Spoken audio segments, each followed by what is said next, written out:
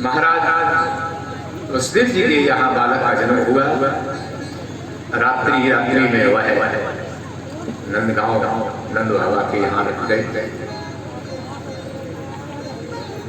यशोदा रानी को तो ये पता ही नहीं था कि मेरे यहाँ पुत्री हुई है कि पुत्र हुआ है।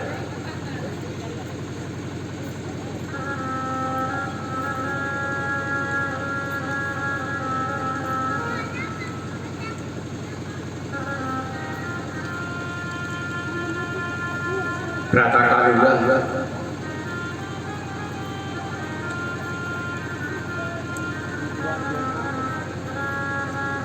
बूढ़े नंदी की आंखें अपने पुत्र वात्सल्य के लिए जो लगाई थी, वो तो यमुना के किनारे माना जा रहे थे। उनको तो ये पता ही नहीं था कि रात्रि में क्या होगा। और वे नंदा और सुनंदा दो नंद जी की जो वही उन्होंने यशोदा के पर्यंत पर सोते हुए नीलम मणि मणि को लज्जित कर देने वाला श्याम सुंदर का श्याम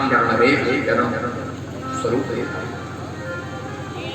नंदा सुनंदा मौन आकर्षित होती हुई नंद बाबा के पास, बाबा बधाई बधाई बधाई शब्द सुनते ही नंद बाबा के मानो पूरे शरीर में रोम खड़े हो गए। कान बहुत जल्दी सुनना चाहते हैं कि क्या शुभ समाचार है। उनकी प्रसन्नता को देखकर नंद बाबा ने कहा कि जल्दी कहो बहन क्या समाचार है। नंदा सुनंदा बोले, बाबा आपने जो ब्राह्मणों की सेवा करी, साधुओं की सेवा करी, आपने गौओं की सेवा करी और आपने जो यज्ञ जप तप दान सब किए, उन सब का फल तुमको मिल गया है। तुम्हारे घर में एक बालक का जन्म हुआ, बालक का जन्म हुआ है। ये बात सुनते ही मानो 90 वर्ष के बूढ़े बाबा 16 वर्ष के हो गए। कितना उत्साह और तुरंत उन्होंने बहुमूल्य मणियों से जड़ा हुआ हार अपनी बहनों को संवाद को सुनते ही प्रदान कर दिया। तुलसीदास को सुखदेव जी महाराज कहते हैं, नंदात्मजोत्पन्ने जाता लालो महामना आहूय विप्रान् वेदज्ञान स्नातः सुचिरलंकृतः। नंदराय महाराज ने ब्राह्मणों का आह्वान किया है कि हमारे घर में लाला को जन्म भयो है, इसलिए हे ब्राह्मण देवताओं आप स्वस्ति वाचन करने के लिए आप हमारे आपका स्वागत करें। वाचित्वा स्वस्त्यं जात कर्ता त्वजस्य वै कार्यामास विधिवत् पितृदेवा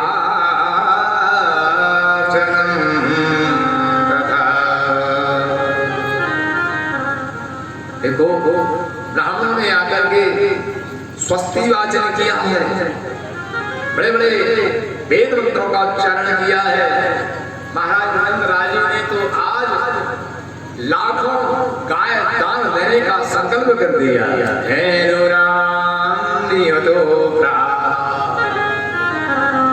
ब्राह्मणों के लिए सोने से सींग मड़ करके और सोने से खुर मड़ करके सुंदर झालरदार रेशमी वस्त्र उड़ाकर संकल्प सहित लाखों गायों का दान कर दिया। तलात्रीन सप्तरत्नौ घशाता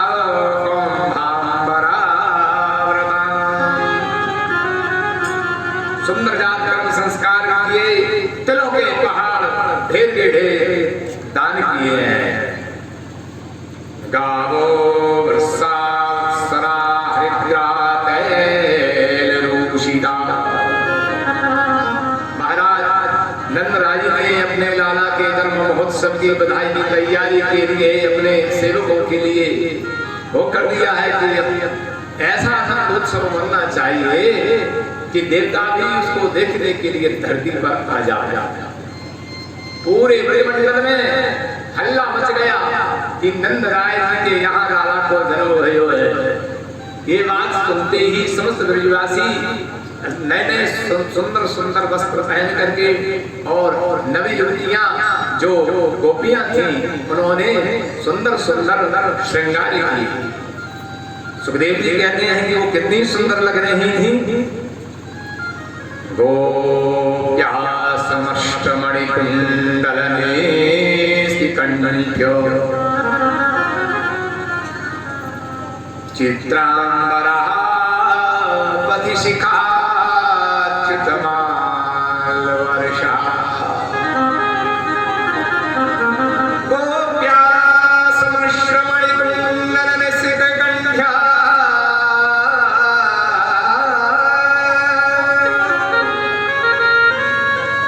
गोपियों ने मणियों से जड़े हुए सुंदर सोने के हारों को अपने गले में लगा दिया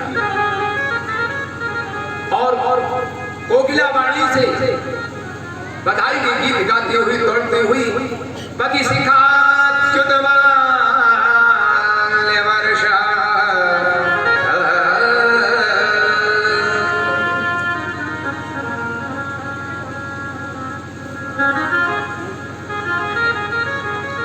उनकी बेड़ी में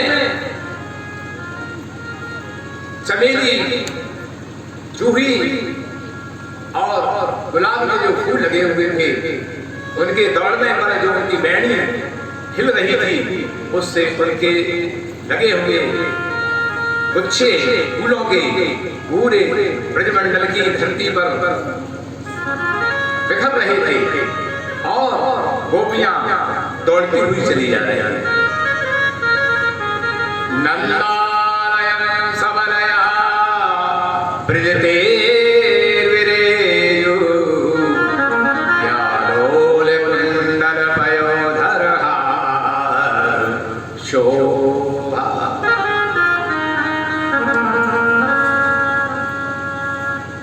पुष्पों से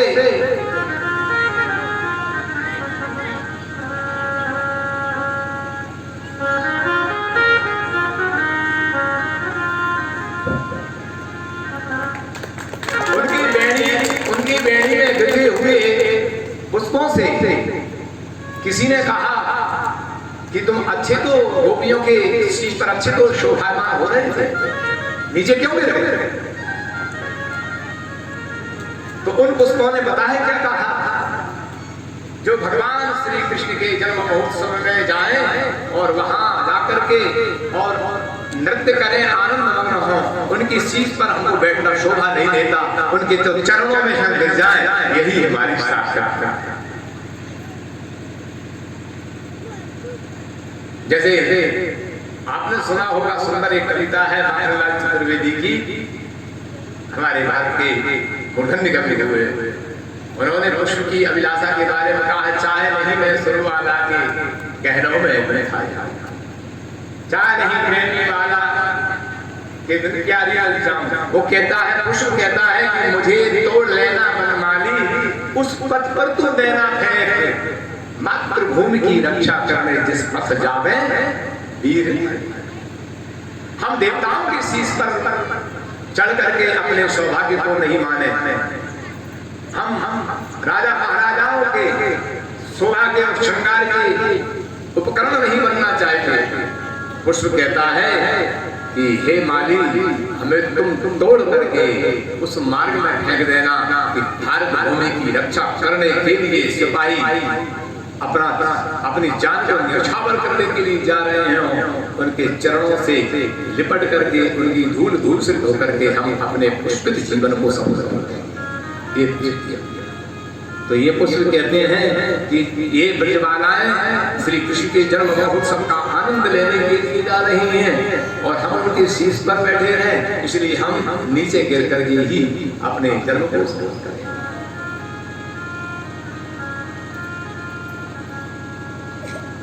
बड़ा महोत्सव होने की तैयारी हो गई। गोपाः परस्परं दृष्ट्वा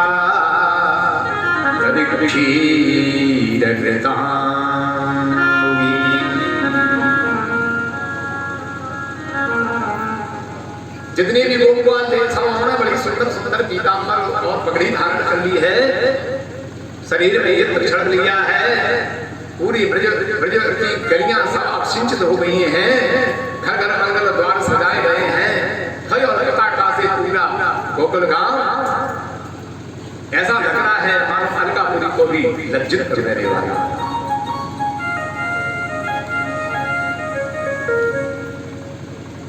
ब्रज में जितना दूध और दही होता था, मक्खन और दूध दही का एक बहुत विशाल दह कुंड बना दिया, उसमें सब लोग उसमें डाल दिए और नंद बाबा ने उसमें 9 मन केशर घोल करके उसको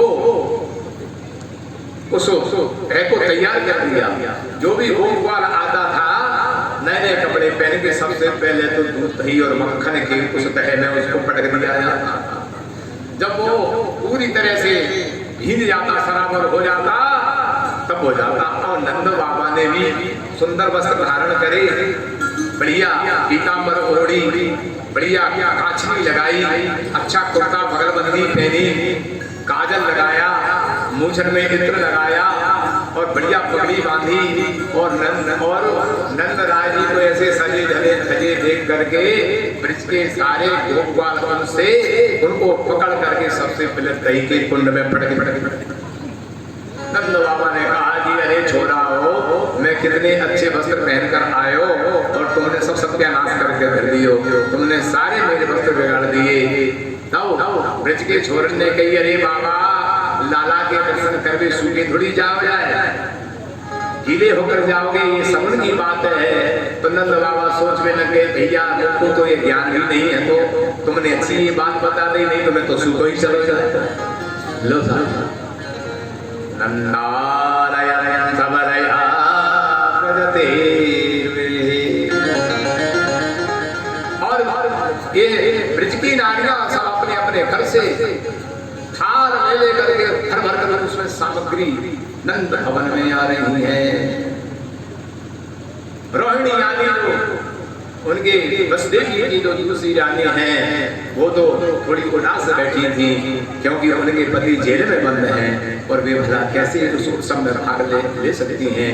लेकिन कन्हैया आए हैं तो वो तो सबको मुक्त करने के लिए आए हैं। इस विश्वास भाव से नंदराज जी ने रोहिणी जी से प्रार्थना की कि देवी तुम आनंद से उत्सव मनाओ, और वह समय भी आ गया कि तुम्हारे पति उस बंदी खाने से बंद होकर के भी मुक्त होंगे, इसलिए आप इस उत्सव में भाग लीजिए। तो महाराज बहुत बड़े आनंद के साथ में नंद भवन में फिर बधाइयां गबने लगी। नंद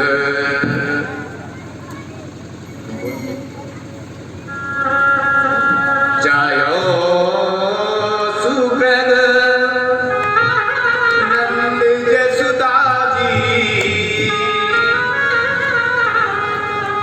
की नहीं लोक मधुर धुन छाई,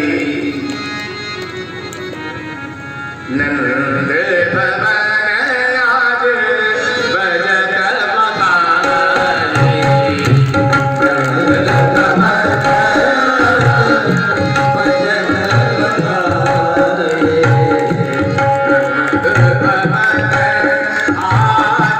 बजत